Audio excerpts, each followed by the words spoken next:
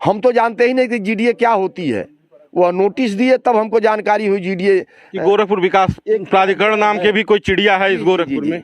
अब वो ऐसा हो गया साहब, चिड़िया नहीं, वो बांझ के तरीके से वो हो गए हैं कि तो हम पूरी जनता इच्छा मृत्यु की मांग करते हैं। हमारे मरने के बाद ही हमारे आवासों को तोड़ा जाएगा।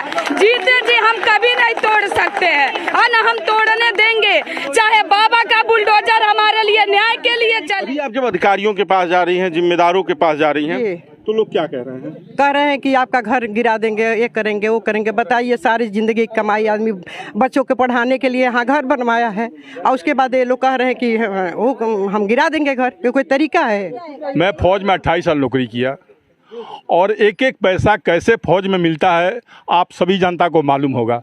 बड़ी कष्ट से एक एक पैसा इकट्ठा करके मैंने मकान बनाया। हर जगह हमने ड्यूटी किया, ऊपर वाले में हमने युद्ध किया। क्या होता है सब जानता जानती है कि फौज में क्या कमाई होता है और कितनी कष्ट से हमने मकान बनाया है कि अब हमको अपना दर्द कह नहीं सकते। रजिस्ट्री कराई गया, हमारे पास इंतखाब है, हम क्यों माने कि हम अनलीगल है? मैं तो सोचा कि बाबा गोरखनाथ की धरती में मैं चल के बसूंगा, हमको एक धार्मिक जगह मिली, लेकिन ये बसना क्या है ये तो हम तो जानते। कल मैं माननीय मुख्यमंत्री जी के पास गई थी। मैं 5-7 बार मंदिर में जा चुकी हूँ और उन्होंने पहले बोला था कि मकाने किसी की नहीं गिरेंगी। रोने का कोई और जब मुख्यमंत्री बोले कि हम लोग कहीं बसाएंगे तभी उजाड़ेंगे, तो कहाँ का ये सही है? मेरे घर के बगल में हुए हैं तो क्यों उजाड़ रहे हैं? तो ये उतना बात ही नहीं सुन रहे। बस 30 सेकंड से ज्यादा, एक बस से ज्यादा सुन ही नहीं रहे हैं। लोग टूट जाते हैं एक घर बसाने में। आप हमको एक नोटिस मिली है पूरी जनता जनार्दन को, तो जब नोटिस मिली है तो सब एक घबराहट जैसी हो गई। सबको नहीं मालूम है कि जीडीए क्या है। तो हमने तो गांव छोड़ करके यहाँ पर जमीन लिया, मकान बनवाया और खारी दाखिल हुई और बच्चों को लेके यहाँ पाल करके रह रहे हैं, पढ़ा लिखा रहे हैं। हम तो जानते ही नहीं कि जीडीए क्या होती है।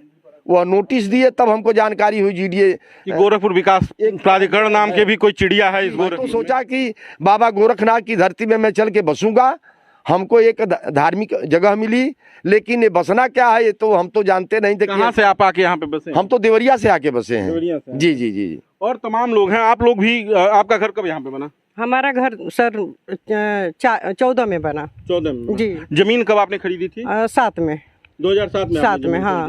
और रजिस्ट्री के बाद खारिज दाखिल सब है सर, मेरा सब कुछ है। उसी समय हो गया? हाँ, सब हो गया। और आपको जीडीए का नोटिस कब आया? कहे गुरुजी तभी आए 19 में। जी 19 में। हाँ, उसका हम लोग जवाब दिए, कोई जवाब हमको नहीं मिला। अच्छा, आपने उसका जवाब दे भी दिया कि हमने 2007 में खरीदा था, खारिज दाखिल हो गया, 2009 में 7 में हमने घर 14 में घर बनवा लिया, लेकिन जीडीए की तरफ से कोई नहीं है। अभी आप जब अधिकारियों के पास जा रही हैं, जिम्मेदारों के पास जा रही हैं, तो लोग क्या कह रहे हैं? कह रहे हैं कि आपका घर गिरा देंगे, ये करेंगे वो करेंगे। बताइए, सारी जिंदगी की कमाई आदमी बच्चों के पढ़ाने के लिए यहाँ घर बनवाया है और उसके बाद ये लोग कह रहे हैं कि वो हम गिरा देंगे घर। ये कोई तरीका है?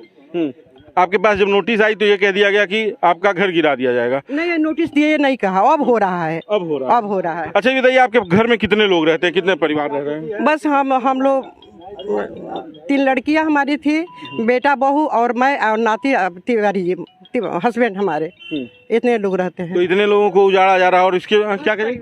10 परिवार हो गया इनके घर में। 10 परिवार हो गया। अच्छा, आप लोग कल मुख्यमंत्री से मिलने गए थे, क्या मुख्यमंत्री ने आश्वासन दिया? दुखों को समझा और हमारे बीच में आए और हमारी जिज्ञासा को जाना। कल मैं माननीय मुख्यमंत्री जी के पास गई थी। मैं जो आवास है, आवास के बदले मैं आवास दूंगा, आपको डबल मुआवजा दूंगा और आपको एक अच्छा प्लेसमेंट दिया जा रहा है। और हम यहाँ 2003 से रह रहे हैं। जो हम लोग की पैतृक संपत्ति है उसको भी हम लोगों ने बेच दिया गोरखपुर बसने के लिए। अब गोरखपुर में हमने अपना जीवन यापन, आज मैं 20-22 सालों से रह रही हूँ। और सर, मेरा रजिस्ट्री 2003 का है और 2003 से ही हम लोग कंटिन्यू रह रहे हैं और इसके पहले कभी जीडीए का कोई नामो निशान नहीं था।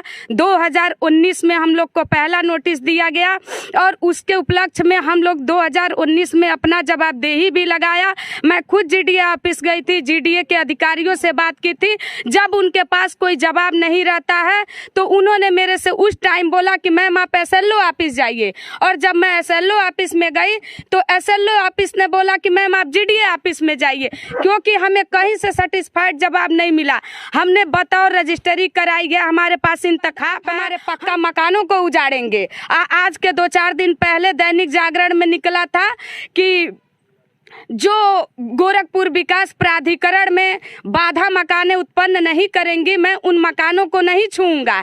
तो आप हमें एक सेटिस्फाइड जवाब दीजिए।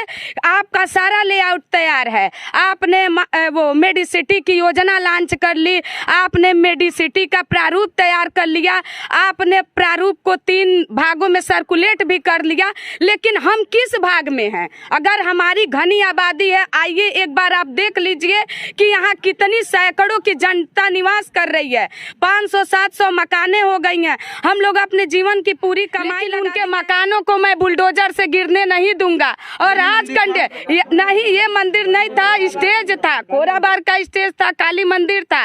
और बोला जाता है कि बाबा का बुलडोजर कभी किसी गरीबों के लिए नहीं चलता है। और आज हम गरीबों के साथ कहाँ का न्याय हो रहा है? हमारी खोराबार और जंगल सिकरी की जनता हर संभव प्रयास कर रही है कि हमारे साथ न्याय संगत व्यवहार किया जाए। हमने कभी भी मेडिसिटी की जो योजना लॉन्च हुई है, हमने कभी नहीं सोचा कि गोरखपुर का विकास न हो, और ना ही हम लोग उसके विकास में बाधा बनना चाहते हैं।